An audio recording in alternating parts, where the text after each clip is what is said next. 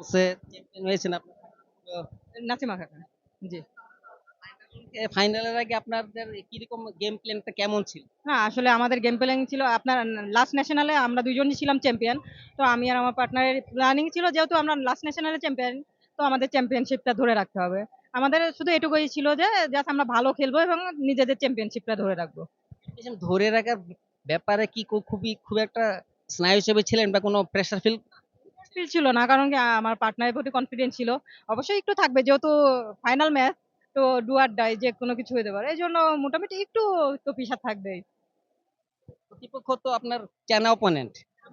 হ্যাঁ, আপনার টিমের চেনা আমার team। নিশ্চয়ই আপনার প্লাস পয়েন্ট ছিল যে তার খেলার ধরনটা কি? এটা তো কিছুটা ছিল প্লাস পয়েন্ট কারণ তাদের খেলার ধরনটা কি বা তাদের উইকনেসটা কি কিছুটা হলেও জানা ছিল। এই যে একটু অ্যাডভান্সেস তো হয়।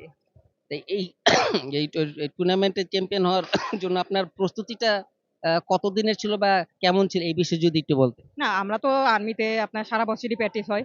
কারণ আমাদের সংস্থাটা এমন যে আমাদের নিচে খেলার জন্য আমরা দুই বেলা প্র্যাকটিস করি। ওনারাও আমাদের অনেক হেল্প করে। আর্মি থেকে আসলে আর্মিতে আছি বিদায় হয়তো খেলাধুলাটা এখনো ভালো পারফরম্যান্স করতেছি। কারণ আমি লং টাইম ধরে খেলাধুলা করতেছি। তো আমরা যখন থেকে আপনার খেলার চিঠিটা পাইছি তখন থেকে আরো বেশি আমরা প্র্যাকটিস বা যাতে ভালো হয়, ভালো রেজাল্ট করতে পারি, তখন থেকে আমরা আরো প্রস্তুতিটা বেশি তোড়জোড় করে নেওয়া শুরু করছিলাম। প্র্যাকটিসটা কি এই উডেন ফ্লোরে করেছেন নাকি আপনাদের আর্মিদের ক্যান্টনমেন্টে করেছেন? আমাদের ওইখানেও করছি আমরা। আমাদের ওইখানে আমাদের স্যাররা এই গেম ম্যাট কিনে দিছে, কোড করে দিছে। প্লাস আমরা এখানেও আসি। কারণ এখানে যেহেতু গেম হবে, তো এখানে করলে আমাদের জন্য অ্যাডভান্টেজ। আমরা ওইখানে করছি প্লাস এখানেও করছি। ফেডারেশন সুযোগ করে দিছে। কোচ সম্বন্ধে কিছু বলুন। কোচের কোন কোচের ট্রেনিং এ আন্ডারে আপনারা কোচিং করে এই সাফল্যটা অর্জন করেছেন? আসলে আমাদের কোচ আপাতত নাই আর্মিতে। তো আমরা নিজেরাই প্র্যাকটিস করছি এবং আমাদের টিম যে স্যার ছিল উনারা স্যাররা অনেক হেল্প করছে। কিন্তু মানে আসলে আমাদের কোচ নেই, কোচ নিবে। জি, জি। জি, আমাদের কোচ নিবে। আসলে আমরা একটু ঢাকার বাইরে ছিলাম আর্মি টিমটা। স্যাররা নিয়ে আসছে, উনারা কোচ দিবে। হঠাৎ করে খেলাটা দিছে তো, আপনার ভালো মানের কোচ তো জানেন বাংলাদেশে খুবই সীমিত। এইজন্য স্যাররা অবশ্যই সামনে দিবে বলছে। নেক্সট যে প্ল্যানিংটা কি as a player? Next planning অবশ্যই সামনে গেমটা টুর্নামেন্ট থাকলে আপনার চ্যাম্পিয়নশিপ ধরে রাখা এবং সিঙ্গেলস আরো ভালো করা এবং সামনে আমি শুনছি সাব গেমস আছে। যদি ক্যাম্পের সুযোগ হয় অবশ্যই দেশের জন্য ভালো কিছু করার ইচ্ছা আছে। ডাবলসে ওমেন্স ডাবলসে কততম চ্যাম্পিয়নশিপ? এটা আপনার 4th হবে। আর আমার রানার আপ আছে অনেকগুলা মানে 6টা বা 7টা আছে।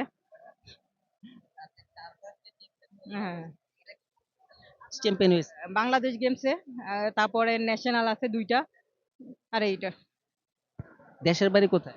পাবনা। আপনার থেকে তো অনেক ভালো ভালো প্লেয়ার। আপনার ন্যাশনাল টিমের ওমেন্স প্লেয়ার আপনার 90% পাবনা। কোন আইডল খেলোয়াড়?